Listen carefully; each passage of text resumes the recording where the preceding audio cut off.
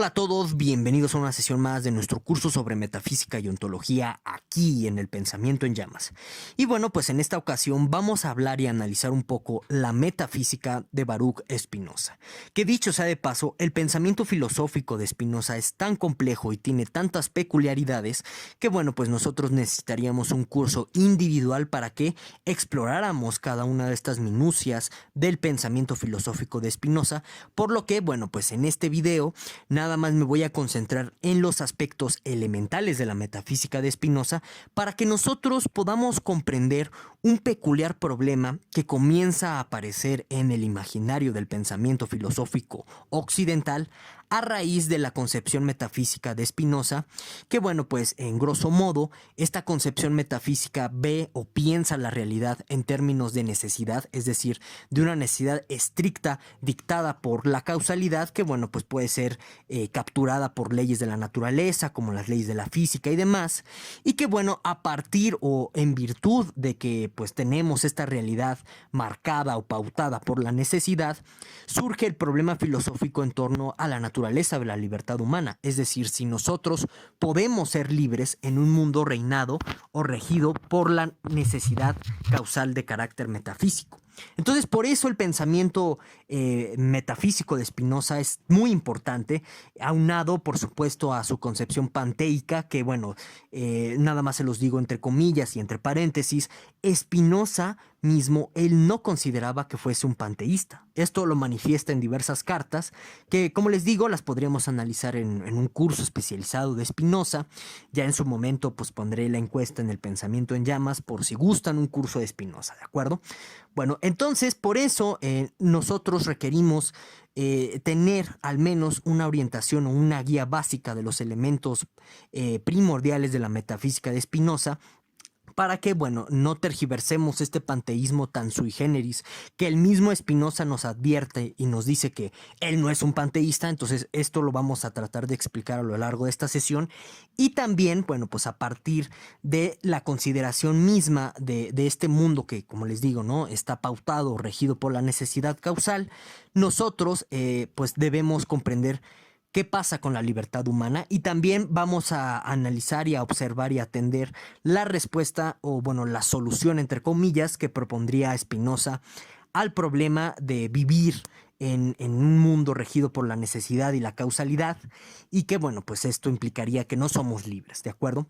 Bueno, entonces, como me gusta hacer en todas las sesiones de este curso y en otros videos del Pensamiento en Llamas, es importante tener en primer término o en primer plano una consideración contextual del propio Spinoza. Entonces, quizá algunos de los que me estén escuchando ya sepan que Spinoza es un judío exiliado. Pero hay muchas consideraciones importantes a tener en cuenta sobre este exilio de Spinoza, porque por cuestiones culturales y por cuestiones de influencias pues de carácter religioso, sí vamos a poder observar al final del día cierta concepción judaica del universo, pautada o marcada dentro de la metafísica espinosista. Entonces, por eso es importante analizar con más detalle este famoso exilio espinosista para, bueno, pues tener este contexto del que les hablo. Entonces, miren, para empezar, hay que analizar o hay que tener en cuenta que en la Europa medieval, a partir de los movimientos inquisitoriales en contra del judaísmo, podemos nosotros hablar que el judaísmo europeo se dividió al menos en dos ramas muy importantes. Una de carácter askenazí o askenazítico, ahorita explicamos qué es esto, y otra de carácter sefardí, judío sefardí. Entonces, ¿qué son los judíos sefardíes? Bueno, primordialmente son los judíos que se instalaron en España y que, bueno, por las bulas o, bueno, los dictámenes o los mandatos que hicieron los reyes católicos, muchos judíos tuvieron que emigrar a Portugal, y en Portugal se les obligó a convertirse al catolicismo.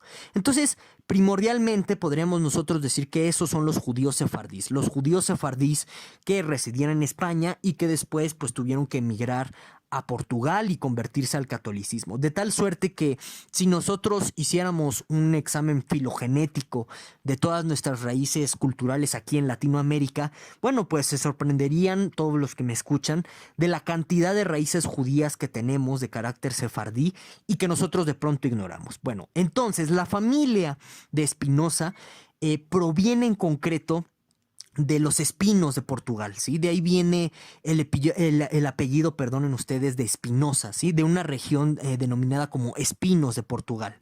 Entonces, pues la familia de Espinosa, como les digo, proviene de Portugal, pero pues conforme la situación política antisemítica se va complicando, por ejemplo, uno de los abuelos de Espinosa se tiene que ver en la necesidad de abandonar Portugal y se mueve hacia regiones cada vez, digamos, entre comillas, más tolerantes.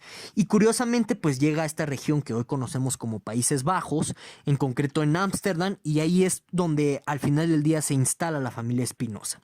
Entonces, aquí hay que tener en consideración que a raíz de que ya son judíos sefarditas, tienen, por así decirlo, algo que se conoce como idiosincrasia mezclada, sincretizada, con religiones o bueno, con ciertos conceptos de la teología católica. Entonces, digamos que no son judíos puros, entre comillas, en el sentido en el que no tienen pues una ortodoxia religiosa estricta en el sentido de la palabra, sino que ya su corpus teológico de creencias está muy mezclado con creencias del catolicismo para este momento histórico, en el que, bueno, pues la familia de Espinosa se traslada a Ámsterdam, ¿de acuerdo? Y curiosamente, pues a partir de la comunidad tan homogénea que, bueno, pues dicho sea también de paso, en los Países Bajos, perdón, hay una gran libertad religiosa. Bueno, pues es en este contexto en el que pues los judíos, tanto askenazitas como sefarditas, pueden vivir en relativa paz. Sin embargo, tienen un conflicto entre askenazitas y sefarditas por justamente este sincretismo al cual se sometieron los judíos sefarditas. Entonces, hay que comprender que la razón del exilio o de la expulsión de Espinosa de la comunidad judía no fue casual ni no fue fortuito, porque también hay que entender que el joven Espinosa de 23 años, esa va a ser la edad en la que Espinosa es exiliado de su comunidad judía, lo que pretendía hacer en su calidad de filósofo era tratar de conciliar y de armonizar ciertas creencias askenazitas, que pues como les digo son muy ortodoxas, son muy cerradas, con, bueno, pues ya las creencias sincretizadas de los judíos sefarditas, ¿de acuerdo? Entonces el exilio y la expulsión viene de los judíos askenazitas, que por cuestiones políticas, por cuestiones de intercambios comerciales que tienen los sefarditas con los askenazitas, pues este exilio de los de los askenazitas se va a entender también como un exilio hacia un exilio de los sefarditas en concreto. Y entonces, pues, a partir de este exilio de herejía, que curiosamente la herejía se basa en decir que Dios es todo. Fíjense qué interesante, ¿no? Que después, como yo les decía minutos atrás, según Espinosa mismo, este no es un posicionamiento panteítico. Ahorita lo vamos a explicar por qué no como tal, ¿no? Es un panteísmo muy sui generis.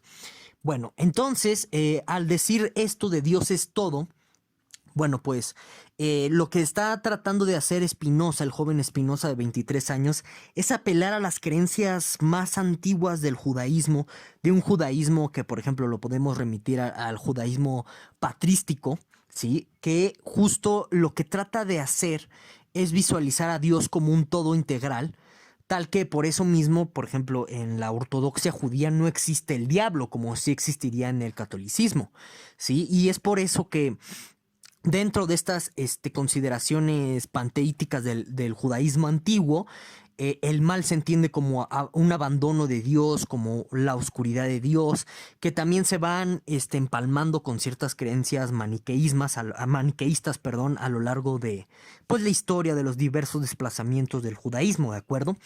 Entonces, por eso es expulsado Espinosa a sus 23 años y él se confina y se dedica a ser un pulidor de lentes, ¿no? Entonces es muy interesante entender que a pesar de que Spinoza fue exiliado por los askenazitas, más no por los sefarditas, muchos sefarditas a la luz pública sí le siguieron la corriente por lo que les decía, por cuestiones comerciales, por cuestiones de convivencia, al exilio de los askenazitas, pero pues debajo de la mesa, entre telones, muchos judíos sefarditas seguían manteniendo relaciones y contactos con el joven Baruch Spinoza.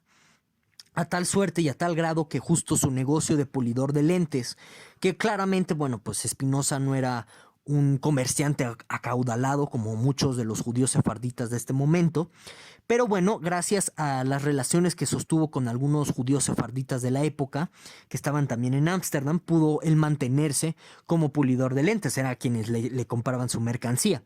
Entonces hay anécdotas muy interesantes y muy curiosas en torno a Spinoza, que por ejemplo, bueno, pues varios monarcas, algunos de la corte de Ámsterdam fueron un día a visitarle y le proponieron unirse a la corte, ¿no? Bueno, vente a la corte y ahí te pones a hablar de filosofía y demás, te mantenemos, etcétera. Y Spinoza los despachaba, decía, no, muchas gracias, yo estoy muy feliz aquí puliendo mis lentes, no necesito de eso. Entonces, digamos que a partir de este autoaislamiento que también pues adoptó Spinoza, muchos dicen que es una especie de miedo lo que sentía Spinoza por la persecución askenazita, por la persecución católica que estaba más allá de Ámsterdam y demás, pues mantenía siempre un bajo perfil. De tal suerte que, bueno, pues se enfrascaba en su vida de pulidor de lentes y ya, ¿no? O sea, no se metía en conflictos con nadie más. Vivía él en las afueras de Ámsterdam. Incluso es muy interesante, si ustedes pueden, ¿no? Vean imágenes de su casa para que vean cómo la construcción arquitectónica, pues sí da a entender que es como una especie de guarida, no tanto como una casa, ¿no? Bueno, en fin. Entonces, dicho todo esto, es importante también tener en cuenta sus correspondencias, sus cartas, ¿no? Porque a partir de esta correspondencia y de estas cartas podemos ver diversas críticas que realiza el mismo Spinoza en concreto a la metafísica cartesiana, sobre todo por su noción de sustancia, de sustancia pensante, cogitante, que ya revisamos en otras sesiones aquí, y también en torno a la noción de sustancia extensa, ¿no? La famosa res extensa cartesiana. Más adelante diremos cuáles son estas críticas y cuál es el objeto en concreto de estas críticas, ¿sí?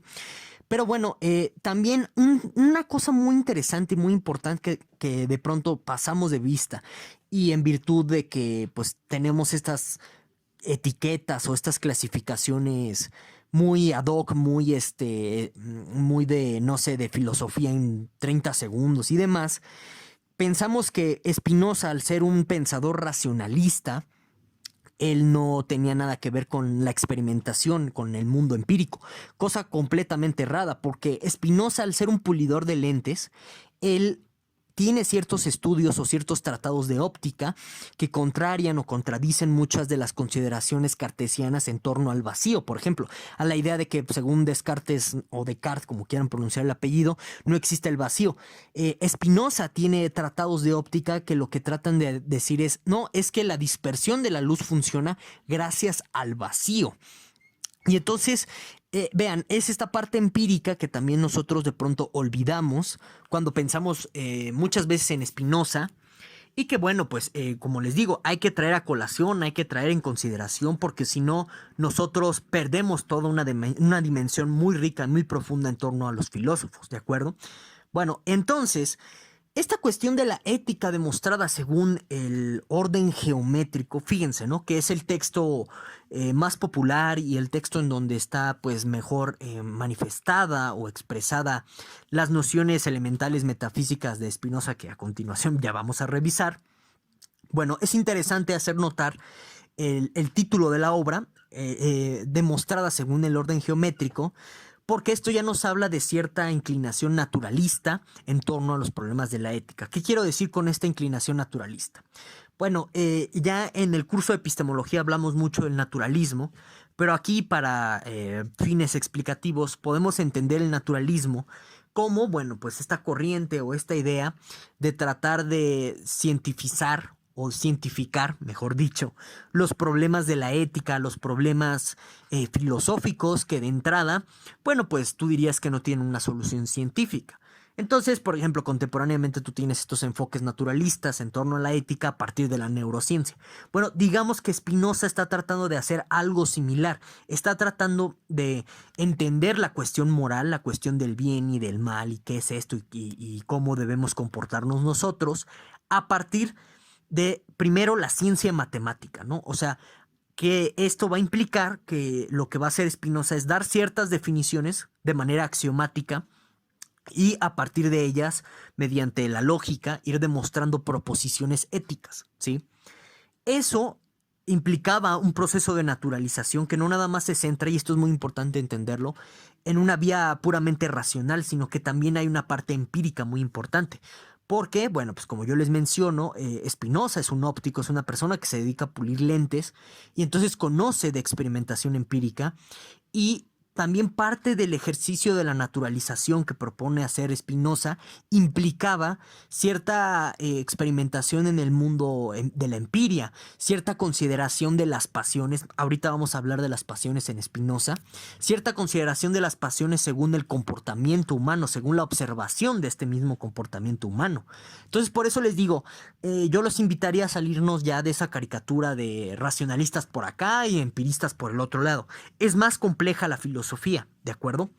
Bueno, entonces, desafortunadamente, Spinoza no pudo llevar a conclusión su proyecto filosófico porque muere muy joven, muere a los 44 años y se acaba. Y bueno, y entonces, dicho ya todas estas consideraciones contextuales, ya podemos introducirnos a la cuestión de la metafísica espinosista, ¿de acuerdo?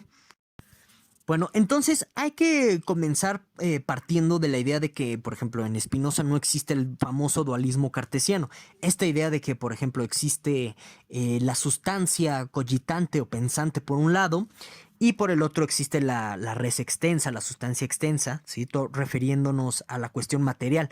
¿Y por qué en Spinoza no existe este famoso dualismo? Por una cuestión de sentido común, yo le diría conceptual. O sea, ¿cómo puedes tú hablar de dos sustancias? Si la sustancia, el término sustancia, remite a justo una cuestión metafísica elemental, de primera causa, de primer elemento.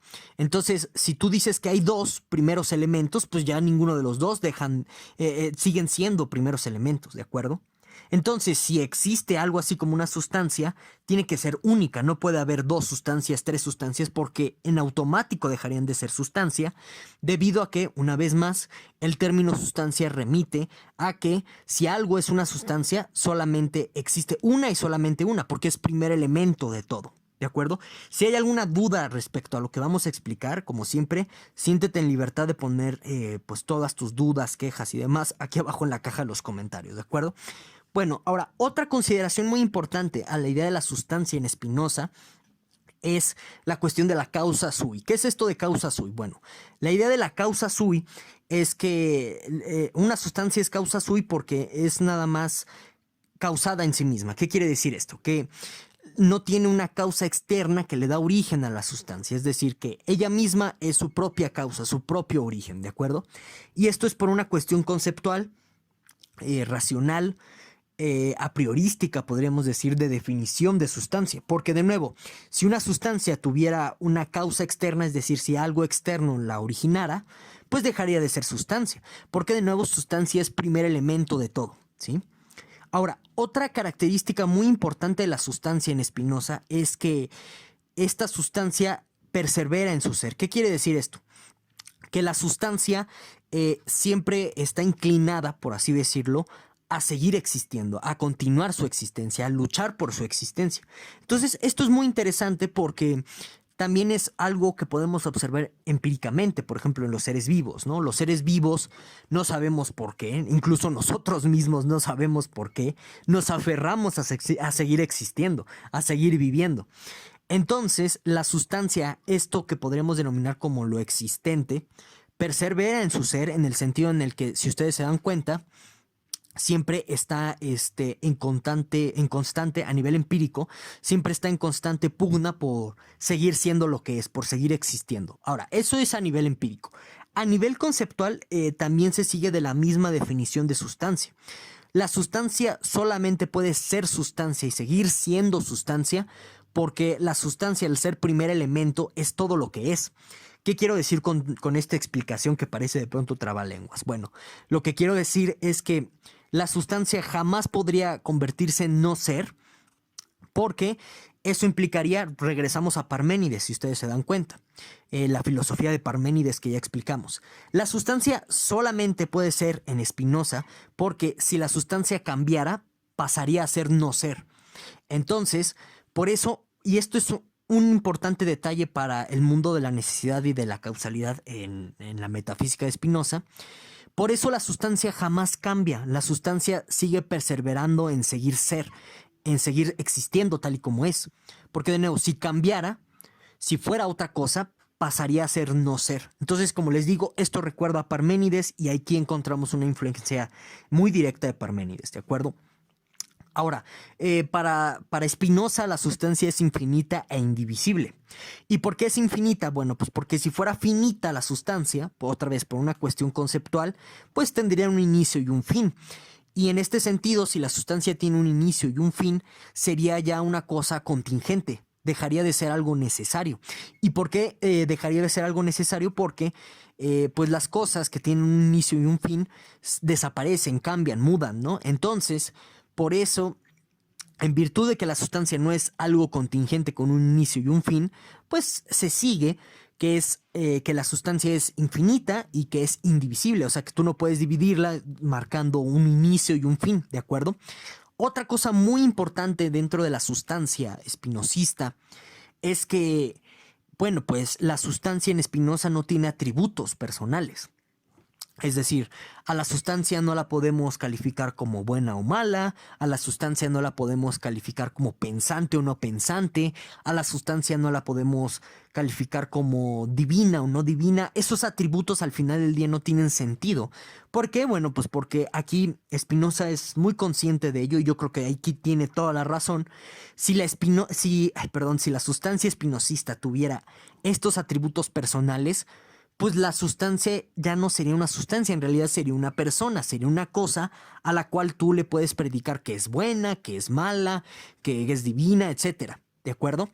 Entonces, aquí Spinoza pues, nos advierte de estos errores categoriales que existen en la metafísica tradicional, si ustedes se dan cuenta, sobre todo en la metafísica medieval.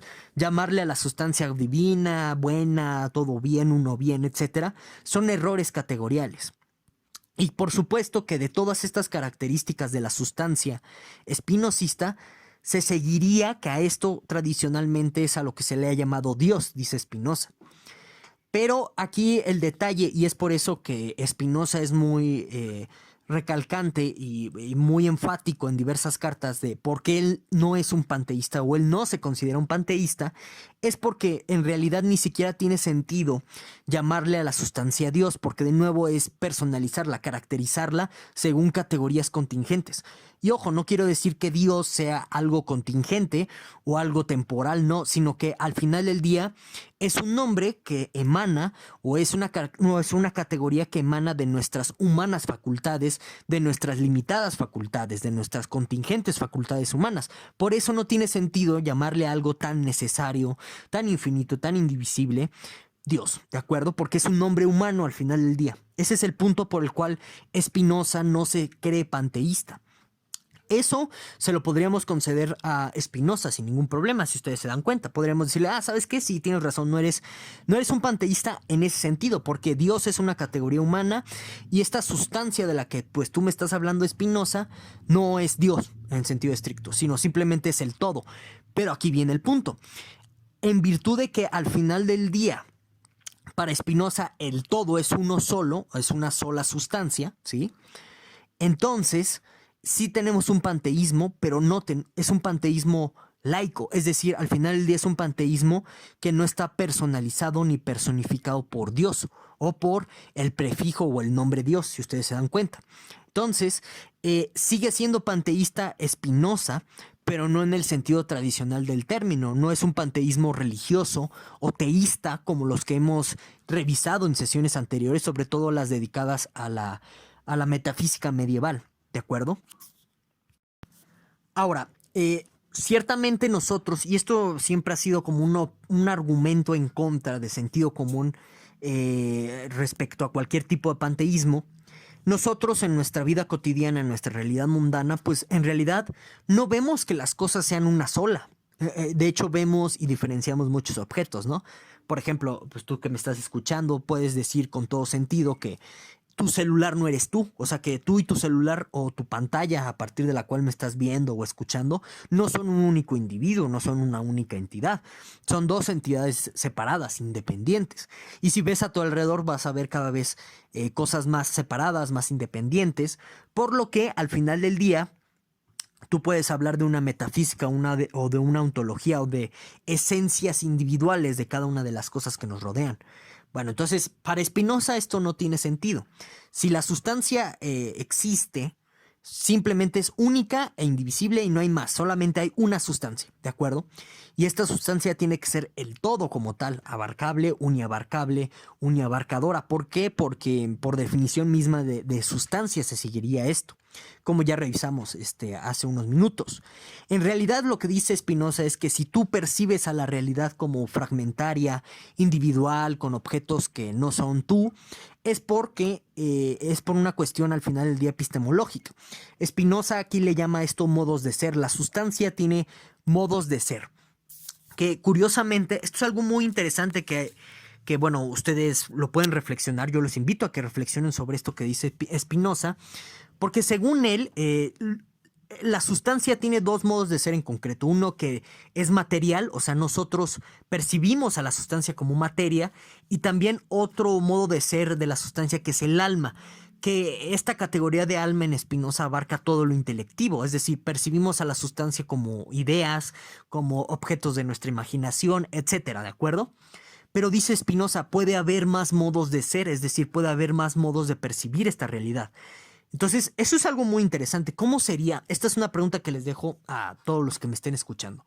¿Cómo sería percibir a la realidad en términos de algo que no sea ni corporal, o sea, material, ni en términos de que sea ideal o mental o algo así por el estilo?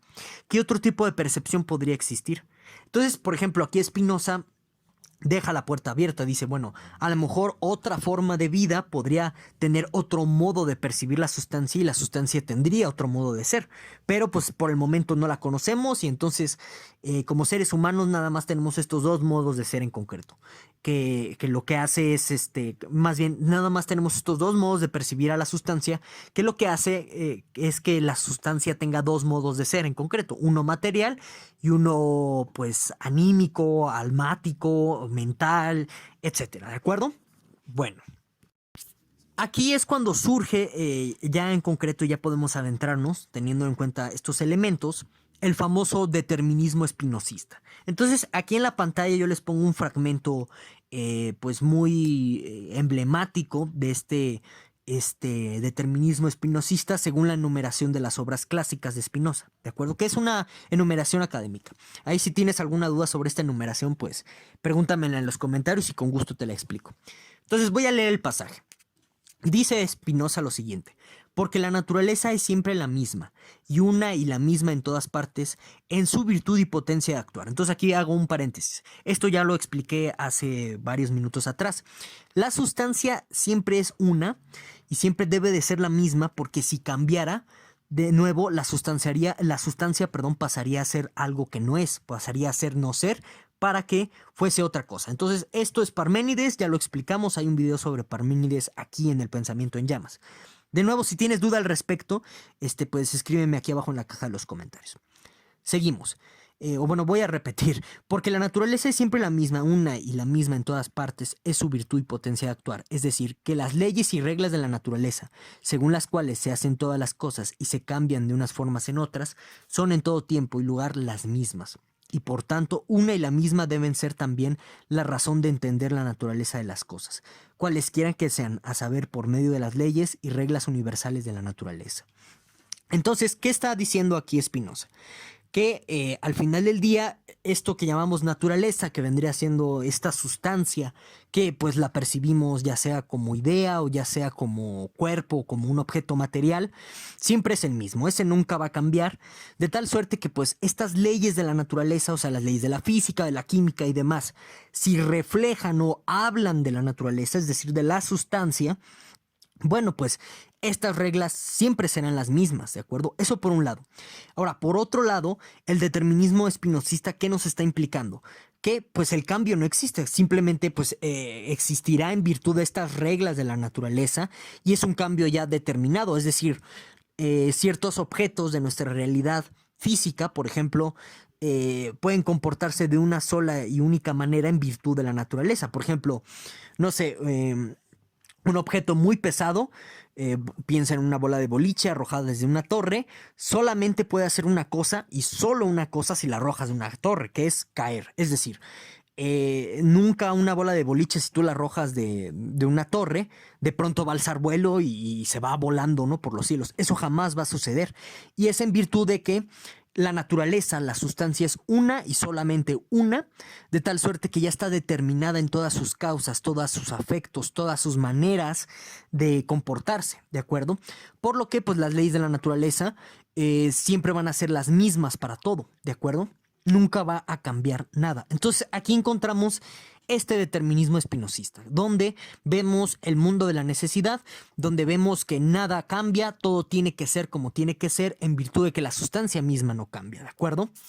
Bueno, entonces, como les había dicho, cualquier duda, comentario sobre esta cuestión del determinismo espinosista, bueno, pues no dudes dejármelo aquí abajo en la caja de los comentarios. Y bueno, es a partir de esto que nosotros pues ya podemos comprender, perdón, el problema en concreto de la libertad en Spinoza, ¿no? Entonces yo aquí les pongo dos pasajes bastante emblemáticos sobre la cuestión. Dice Spinoza lo siguiente: los hombres se equivocan en cuanto que piensan que son libres, y esta opinión solo consiste en que son conscientes de sus acciones e ignorantes de las causas por las que son determinados. Su idea de libertad es pues esta, que no conocen causa alguna de sus acciones. Entonces, noten, si han seguido el curso sobre la filosofía kantiana, recordemos que, por ejemplo, Kant recoge una idea de la libertad en el sentido de encausada, libre en su causa. ¿Qué quiere decir esto? Que, por ejemplo, nosotros como seres humanos decimos que somos libres, que actuamos bajo libertad, siempre que no exista un objeto fuera de nuestra voluntad que nos esté obligando, que esté causando que nos comportemos de determinada manera.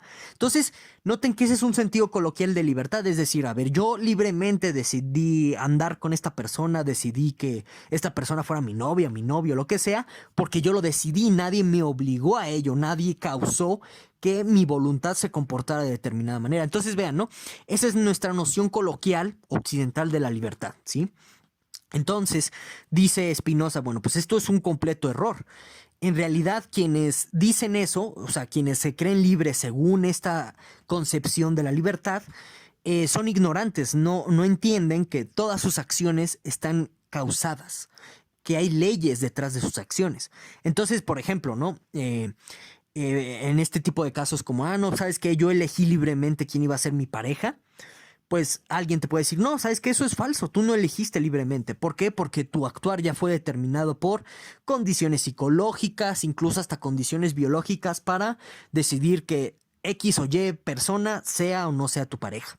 Entonces, ahí, por ejemplo, te dirías libre, siguiendo este pasaje de Spinoza, porque ignoras las causas de tu actuar, perdonen, ¿sí? Entonces, vean, en este pasaje no hay libertad para Spinoza, ¿sí? En un mundo gobernado por la causalidad, regido por la necesidad metafísica de esta sustancia espinosista, no somos libres.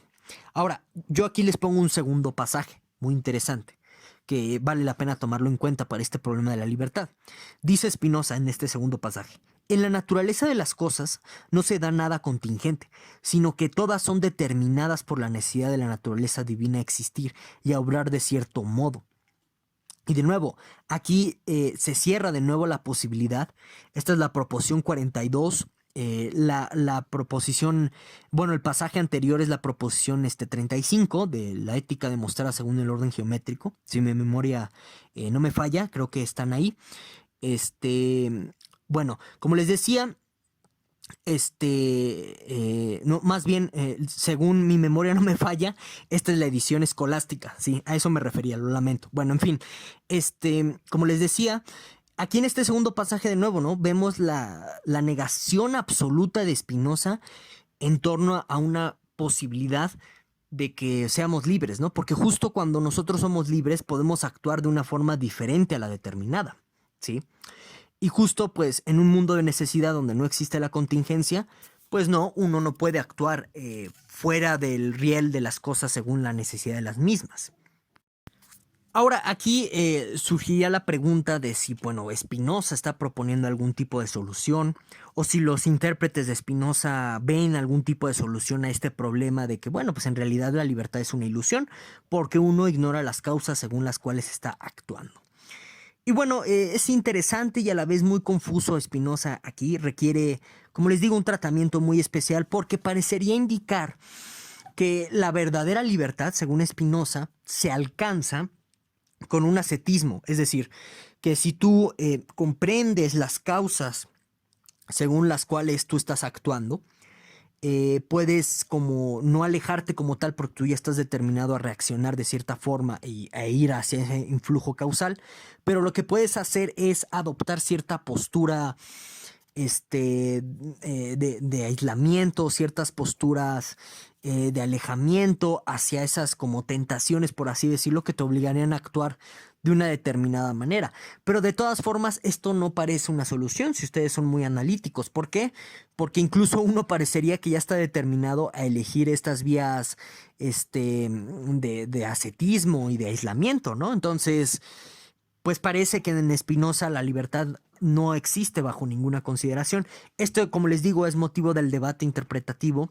Y bueno, pues por supuesto que me gustaría saber qué piensas tú. En Spinoza, ¿esto sí sería una vía de solución creíble, aceptable, el ascetismo? ¿O bien nosotros seguiríamos determinados a actuar ascéticamente, según pues lo que venimos revisando de Spinoza?